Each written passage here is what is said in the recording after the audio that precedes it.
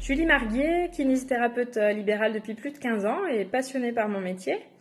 Juste pour se donner une idée, je prends en charge un patient par demi-heure, comme l'impose normalement la sécurité sociale, pour un acte moyen à 17 € environ.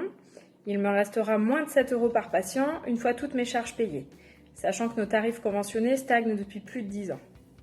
J'avoisine donc les 1 700 € par mois pour 35 heures. Je suis loin des 50 heures de mes débuts, mais je n'ai plus 20 ans et je suis mère de famille. Tout en sachant que les horaires sont très variables, en libéral, on s'adapte aux disponibilités de nos patients.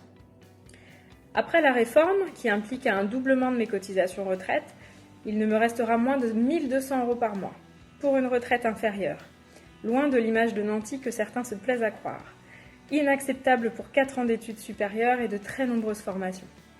Je rappelle que nous avons 90 jours de carence en cas de maladie, pas de congés payés ni droit au chômage. Bizarre pour une réforme qui prétend lisser le statut des salariés sur celui des indépendants. Résultat, autant fermer le cabinet, comme des milliers de confrères, toutes professions de santé confondues, avec pour conséquence une augmentation des déserts médicaux et la remise en question de l'accès aux soins pour tous.